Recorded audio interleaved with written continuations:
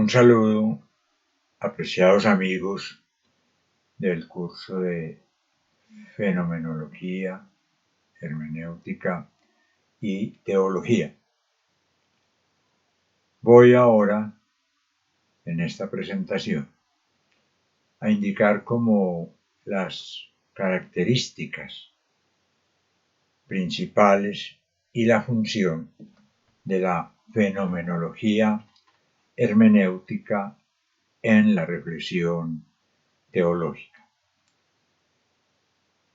En el siglo XX, la aparición de la fenomenología como método filosófico va a significar para la Iglesia la aparición de un método que le va a servir como de socio, como de partner a la teología.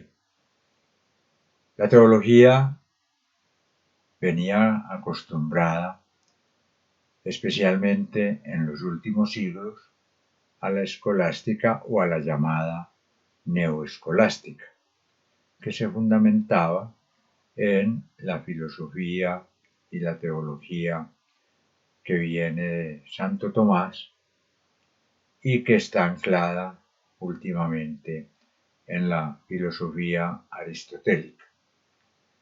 Era, por tanto, un método de reflexión de tipo metafísico, con un gran papel de la reflexión intelectual sobre los principios y la concepción de Dios como un ser, un poquito el ser al estilo aristotélico.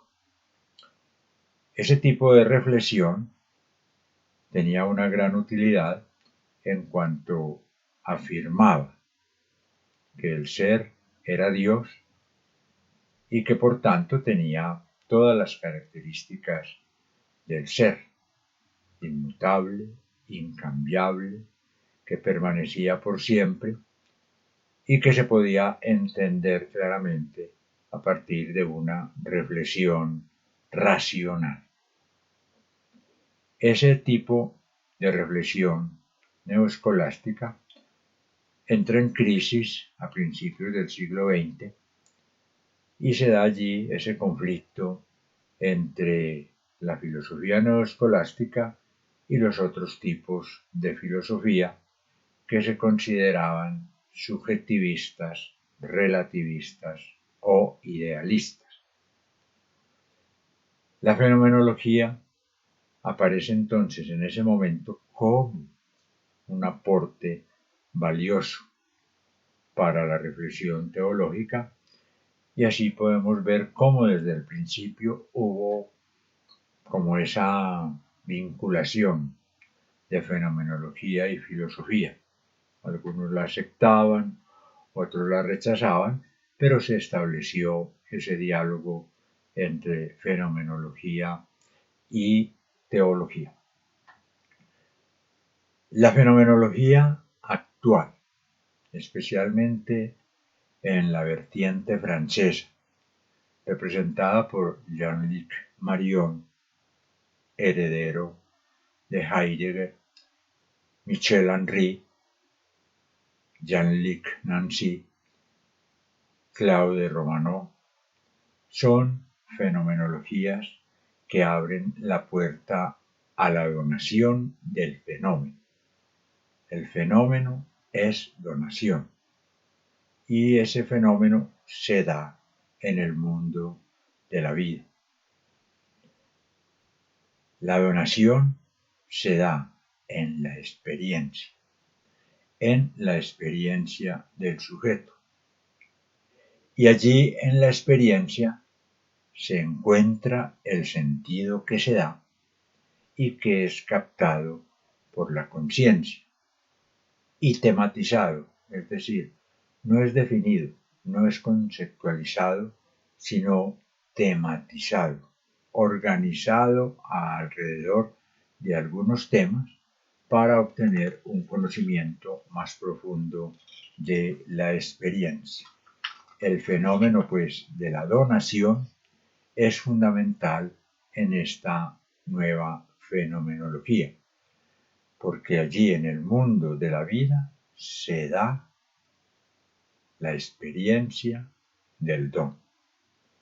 Y el ser entonces ya no va a ser entendido simplemente como un ser quieto, inmutable, existente en un otro mundo, sino que el ser es donación.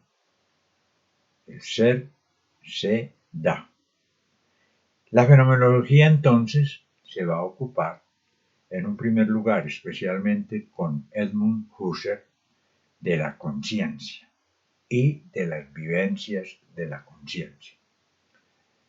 El conocimiento es una vivencia psíquica del sujeto que conoce. Y allí, en esa vivencia, se descubren las estructuras esenciales de la conciencia. Eso se da en Husserl, un estudio de la posibilidad de la conciencia pura y de la conciencia que tiene unas vivencias. Y se analizan esas vivencias para poder sacar de ahí el eidos, la esencia de las cosas. Por eso Husserl decía, ir a las cosas mismas. Heidegger, en cambio, da un paso. Se pasa del paradigma de la conciencia al paradigma hermenéutico. O sea que es necesaria la comprensión. Es como la capacidad para poder interpretar los textos. Y la fenomenología entonces se convierte en una forma de ver. Es una forma de mirar la realidad, buscando el cómo, el cuándo, el dónde y cuál es el horizonte que se desea descubrir y ver eso en qué contexto se da. Por eso este paradigma hermenéutico considera el texto y su contexto para poder aplicar lo que ese texto dice en su contexto al contexto actual del que está leyendo, del lector. Es una especie de ver la experiencia, de recordar la experiencia y de descubrir lo significativo de esa experiencia, que es lo que la experiencia del evento nos está transmitiendo. Ese es un aporte fundamental de Heidegger, abordar la experiencia vivida de una manera reflexiva, buscar el sentido de la experiencia reflexivamente, describiendo e interpretando esa experiencia desde la intersubjetividad y desde ahí hacer tematizaciones, no conceptualizaciones, no reflexión únicamente sobre las ideas, sino una tematización de las experiencias. Por eso Heidegger va descubriendo como la tematización más importante, la tematización del cuidado, que es como lo que se descubre en toda experiencia humana, que hay una preocupación por el otro, un cuidado por el otro, y por eso el cuidado para él es lo fundamental. Prácticamente podríamos decir el ser humano es cuidado, y eso se descubre a partir de las experiencias vividas intersubjetivamente de todos los sujetos humanos. Podríamos aclarar un poco esto en palabras más sencillas. Nosotros, tradicionalmente en la filosofía, nos habíamos acostumbrado a pensar las cosas a deducir las cosas, había unos principios intelectuales que nosotros simplemente reflexionábamos y aplicábamos. Por ejemplo, decíamos, el ser es y el no ser no es. Y de ahí, de ese principio, deducíamos lo demás. O podríamos decir también, hay una regla general de la belleza. Lo que se acomode a esta regla general de belleza es bonito, es bello. Lo que no se acomode es feo. O podríamos decir en la ética que siempre había una regla. Por ejemplo, no matar. Y se juzgaba todo acto desde el principio, no desde el contexto. Ahora las cosas cambian.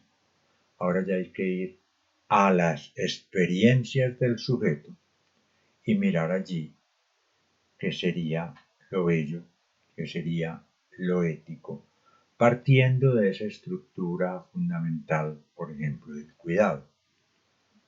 Cuidado con los demás, cuidado con la naturaleza, cuidado consigo mismo y cuidado con Dios como sentido de la vida. O sea que hay un cambio, no partir de las ideas, sino más bien partir de la realidad vivida, del mundo de la vida. Podemos continuar diciendo entonces que la fenomenología va a permitir ver lo que se muestra, ver lo que se da. ¿Y qué es lo que se da? El fenómeno. Y en el fenómeno se da toda la cosa misma se da. Pero resulta que ese darse se convierte en lo que Jean-Luc Marion considera es un fenómeno saturado. Todo se da, pero es tan grande lo que se da que nosotros no podemos captar la totalidad de esa realidad que se da. Por eso es un fenómeno saturado, tiene un exceso de manifestación.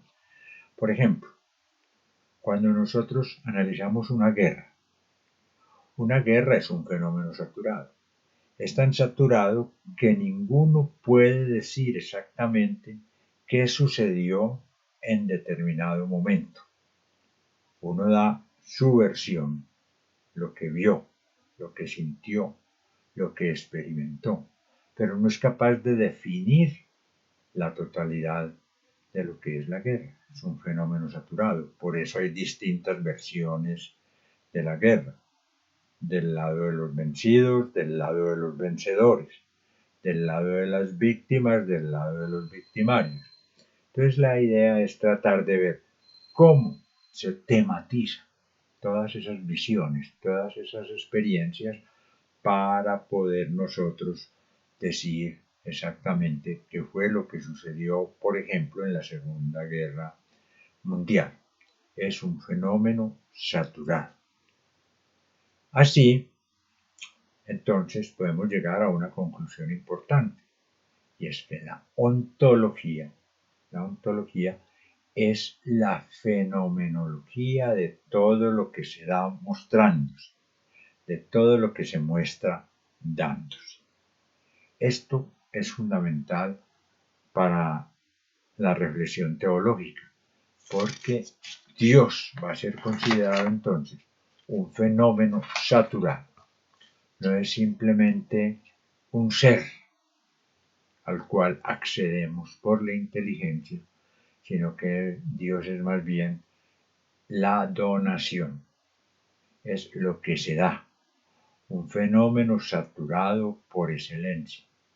Él se da, Él se manifiesta de una manera tal que en Él se confunde la donación con el donador y con lo dado. Y así es un fenómeno tan grande, tan saturado, que nosotros podemos captarlo por la experiencia, pero no podemos decir todo lo que es Dios. Cada uno, cada pueblo, cada cultura, cada contexto dice un pedacito pudiéramos decir así, de Dios, pero no la totalidad de lo que es Dios. Dejamos ahí, en el próximo video vamos a profundizar ya un poquito esto de cómo esto se puede aplicar en la teología.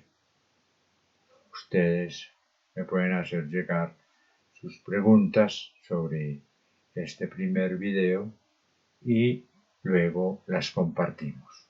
Les agradezco mucho, que estén muy bien.